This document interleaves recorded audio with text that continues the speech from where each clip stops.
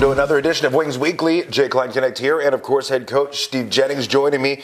Well, I say of course, when in reality, the last 2 weeks, it's been Coach Stepan, but glad to have you back here, Coach. Let's jump right into the games. 4-3 overtime come from behind win on Friday night. A really strong start, but a big push from North Iowa there in the second, and you guys came up with a strong third, again, to push it to overtime, and then Cade Nielsen with the game winner.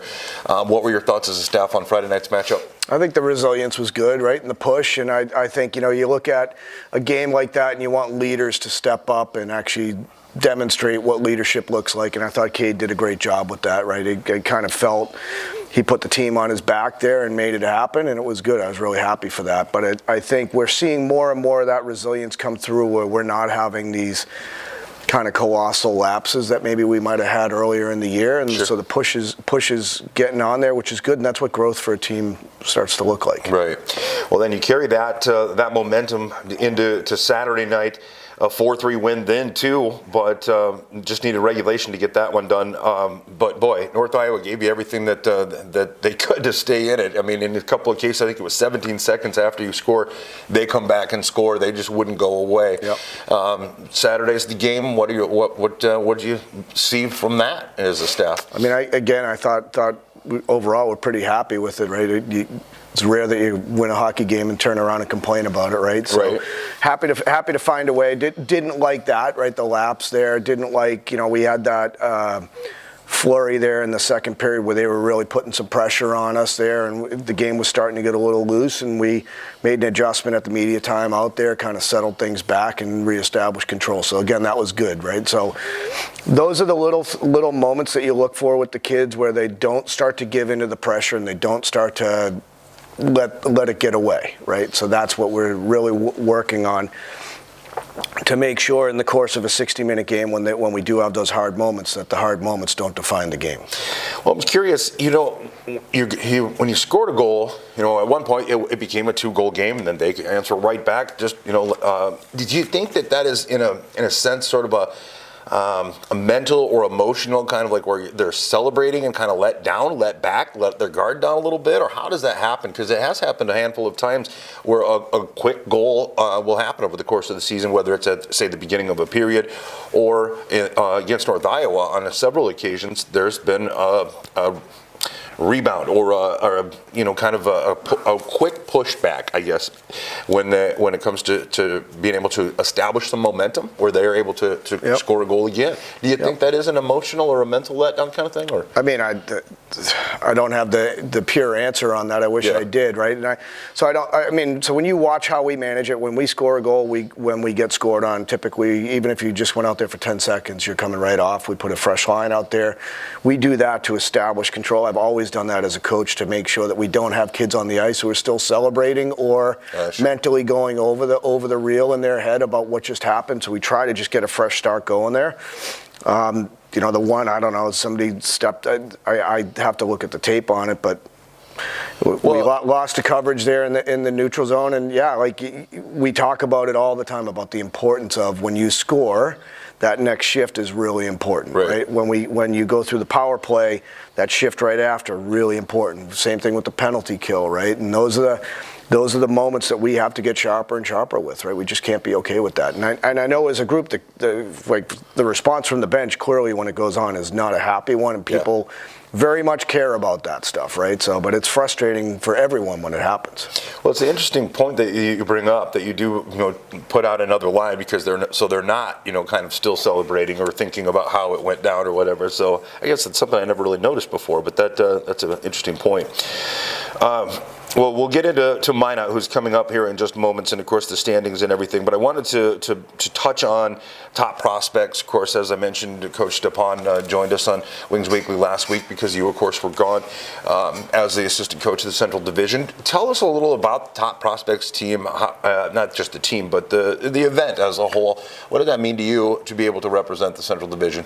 It's a special thing, right? It's not just the Central Division; it's our organization as well, right? And I think, us having a spot like that is really important, and it shows the dedication that the kids put in, shows the support that we get from our ownership and our fans. It's an important thing for us, and it's a metric that, even when I was working for Scott previously, we would always talk about that, about the importance of having a presence at prospects other than just the players, right? So for us, it's an honor, it's a privilege, it's something that we earned, and it's a great thing to be able to go in there and be part of that thing. And, all the coaches in the league are there. We have coaches meeting that happens around that event. Sure. But, being one of the people who's given the opportunity to coach during the event, that's a special opportunity and something that I really relished. Big opportunity for the players, too, for them to get some exposure and so on. Absolutely. And for those guys, it's a bit of an extra look. It's a hard week, right? Mm-hmm. But it's a bit of an extra look for them. It's good for us to have some dedicated time with some of the schools that are still in looking at kids. It's a Monday, Tuesday event, so we're not competing with the NCAA games generally and things like that. So it's all around, it's a good event. Yeah, without a doubt. A couple of new faces in the locker room. What can you tell us about Shimizi and Castro? What do they bring to the locker room besides fun names to say? The tongue twisters for you during the broadcast. Bringing players like them in at the deadline, it's a challenge. I think for us, we started to look at, where are we at, and do we feel that we had the right mix to get us not just into playoffs, but through playoffs on a deep push and get things going. And we felt like we just needed to tighten up a little bit, right? So there was an opportunity for us to upgrade our goaltending, and so that's why we brought in Anton. And then a similar thing with, making the move with Amarillo to bring Dominic Shimizi in. I mean, it's always hard to see one of your players leave, but it's also rewarding to see some of the other guys come in and they can step right in, contribute, and help get us the momentum we're looking for. It often impresses me how quickly that guys can, jump in to the lineup and contribute, and we saw that this weekend, of course. Right now, St. Cloud has kind of vaulted up into first place with 51 points, and they've got 4 games in hand over at least everybody. Minot, I think it's even 5 games. Austin has 50 points. They are in second. Wings right now in third place with 47 points. Minot with 45. The North Iowa with 44. And Bismarck with 35. As I mentioned, St. Cloud's got a handful of games in hand that they'll be playing out of division and so on. But as this whole season has gone along, the division is very tight. And so a sweep against North Iowa was huge this weekend, especially when you have a team like Austin who was in first. They got swept. Minot splits with Bismarck. You've just got all kinds of movement going on. And you've got Minot coming up. Now, this is a team that you've seen a handful of times, and recently, of course, not this last weekend, but the weekend before. And you'll see them 2 weeks straight now. What do you as a staff feel like this team needs to do to be able to continue to that climb up to the top of the division? Yeah, I think the biggest mistake is to start thinking about 4 games in one look, and it's going to be 4 one-game looks. Sure. So focusing on the next step and getting through that before moving on. I mean, we can have the view of the longer picture, but we're only going to get through to the long picture a step at a time, right? So that's the first thing, and we talk about that, right? Like, we don't need to worry about Saturday night when it's Tuesday. We need to worry about Friday night. And then after Friday night, then we'll talk about Saturday night, right? So we want to build momentum on that. I think emotionally staying under control is going to be important. There's a lot of competitive juices on the ice when we're playing Minot in particular, right? There's a lot of it's a good rivalry.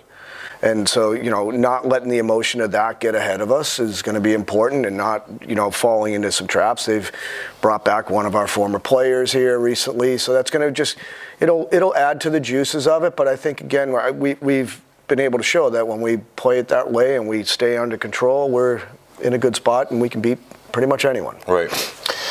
All right. Well, Coach, that's about all I've got for you. I do, as always, appreciate your taking some time to talk with us, and we certainly wish you best of luck coming up against Minot here this weekend. All right. Thanks, Jay. All right, folks, we'll continue with our second portion of Wings Weekly coming up with the player after this.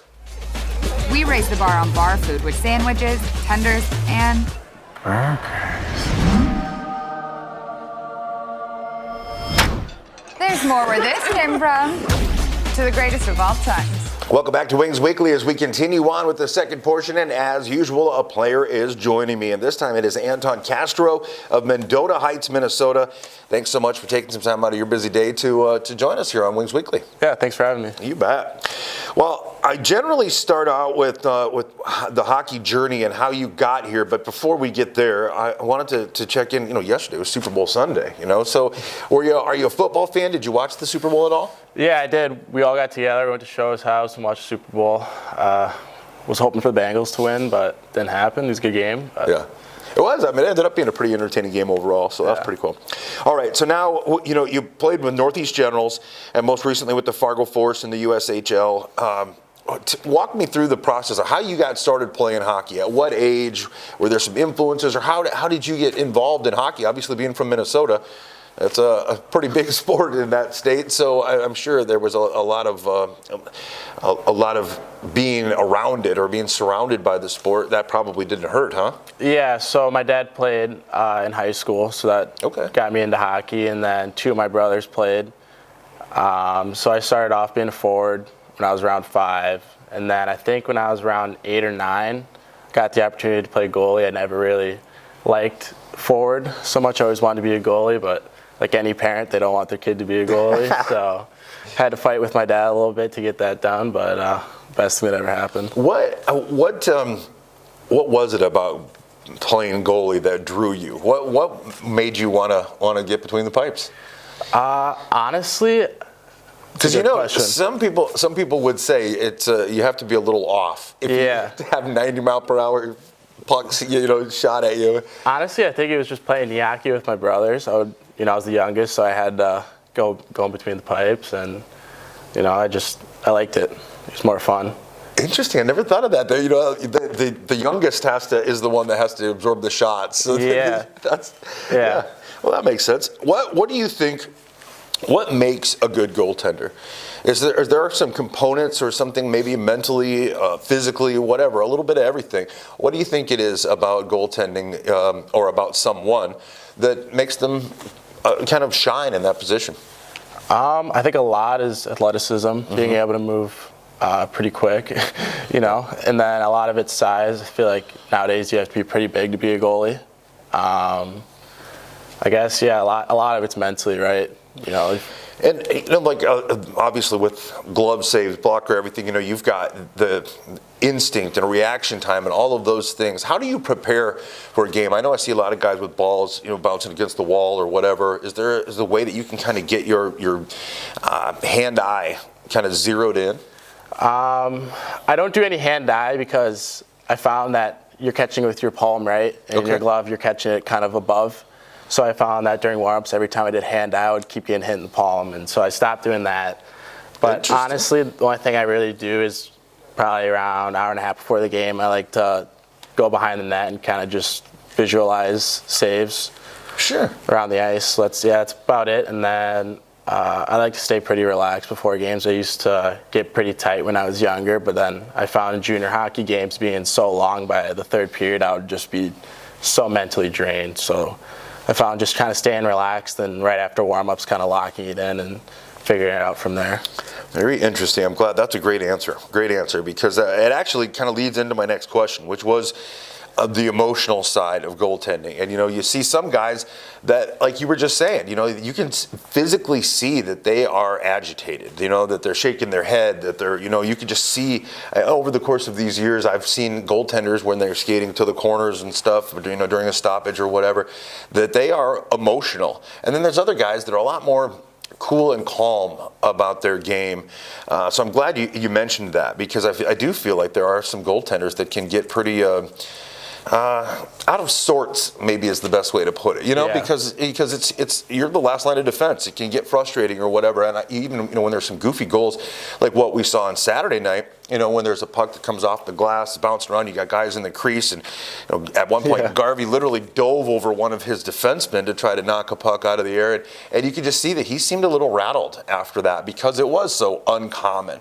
So it's interesting that you say that about the emotional side of it and trying to stay calm, but that's easier said than done, you would think, because it's a pretty stressful position. Yeah, there's a lot of pressure, right? So I like to, one thing I like to do is just focus on my breath a lot. Try not to, get my heart going too fast. Like just to stay really calm and kind of just clear-minded throughout the whole game. Interesting. I like that. Focusing on the breath and just staying calm. It's like I said, I know hockey is a very emotional sport, and certainly goaltending is part of that too. I was going to ask, you of course came most recently from the Fargo Force, and we know Coach Langer and Coach Hill up there spent a lot of time here in this locker room and in this community. Did they give you a little bit of advice or a little preparation about coming to be an Aberdeen Wing? Yeah, they gave me a litof bit. They let me know, kind of about the town, the people, the fans were great. Got a good goalie coach, all that. They said a lot of stories about Aberdeen, right, along the year. So I had a good idea of coming in, especially with Stender, being here last year. He gave me some good advice. Sure. Excellent. Yeah, had a chance to catch up with Stendy a little bit there over in St. Cloud around the Christmas break. What about hobbies? What do you like to do when you're away from the rink, when you're not preparing for a game or practice or so on? What do you like to do for fun? Ooh, that's a good question. I like to play a lot of video games. Yeah? Cook food. I like cooking food. So what's your go-to? What would you say is your number one meal that you prepare? Ooh, steak and eggs probably. Yeah. Nice. If I could have that every day, I would. Yeah. A well-prepared steak is probably the very tops, but it has to be prepared right. So yeah. Let's see. How about I have an interesting question here that someone actually gave me that I wanted to ask you. What rule would you add or take away in the game of hockey? Is there a rule that you're like, man, I just think this needs to go away, or thinking, you know what, they shouldn't have allowed this, or whatever it is? That's a good question. Yeah. Kind of a tough one too. Yeah. I wish in the NHL per se that they took away the, I don't know what they're called, but where the goalies can't play the puck outside of the trapezoid? Yeah. I wish that the goalies could play outside of that. But anything besides that, no, I don't. It's about as good as it's going to get otherwise, huh? Yeah. Nice. Okay, Winter Olympics going on right now. Taking hockey out of it, what Winter Olympic sport would you want to try, or what do you think? What would your event be if it couldn't be hockey or wouldn't be hockey? I think snowboarding. Yeah? Yeah, that looks fun. Never done it, but it looks fun. Okay, snowboarding. That seems a little dangerous to me, but then again, I'm old. I'm thinking bobsled, but then again, that'd be pretty dangerous too, because I've seen some of those guys wreck and wipe out. So yeah, very cool. Snowboarding, excellent. All right, here's a goofy question for you. Would you rather have an absolutely gorgeous, amazing sports car that just everybody, makes everybody turn their head, but it's guaranteed to break down at least once every year? Oh yeah. Or would you rather have a car that is all rusty and kind of beat up and dented and stuff, but it runs like a top and will never ever break down? Ooh, I think a sports car. Yeah? Yeah, I got to go with a sports car. That's what AAA's for, right? Good point. Okay, I talked with Coach Jennings just a little while ago about the standings and about this division, about how close everything is. Of course, Minot, you got a chance to see Minot. Yeah. And you'll see them again in the next 2 weeks. What do you think as a team that you guys need to do to come away with some wins against the Minotauros? Ooh, I think we just got to keep playing our game, right? Just score more than them at the end of the day. Right. And I think we'll be good. I think we're a better team than them. I think they're good, but defensively, I think that we're more structured, and I'm excited. I'm excited to play them. Yeah, they're always good games, like Coach was just mentioning. They're a good team. Becoming quite a good rivalry. So Minot, again, we see them the next 2 weekends in a row. Does that create any issues for you guys as a team? I know, sometimes when you have teams that are back-to-back, things get a little heated and stuff. Is that something that is that kind of rolls through your guys' mind at all, or can you, like Coach said, just go one game at a time? I think one game at a time. Yep. Right? I mean, I think definitely there's a component of the night before that you're going at it with a guy, or maybe goalie's playing good, or something like that. But I think a lot of guys know just take one game at a time.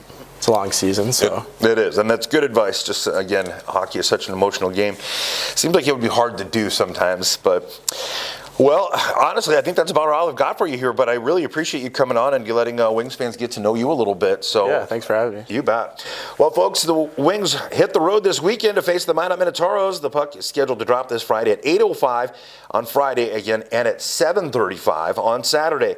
Fans can watch the away games using their Hockey TV login or at Buffalo Wings and Rings in Aberdeen, the official home for all Wings away games. The game's audio is broadcast via Hub City Radio's 94.1 The Rock, or you can listen on the Rock app on your mobile device. The Wings will return to the Odie to wrap up the month of February on Friday and Saturday, February 25th and 26th, to face the Minotauros for the final time in the regular season. Stay tuned to the AberdeenWings.com for game day information. Don't forget, Wings Weekly is now a podcast. Find the audio for this season's episodes on Spotify, Stitcher, or iHeartRadio.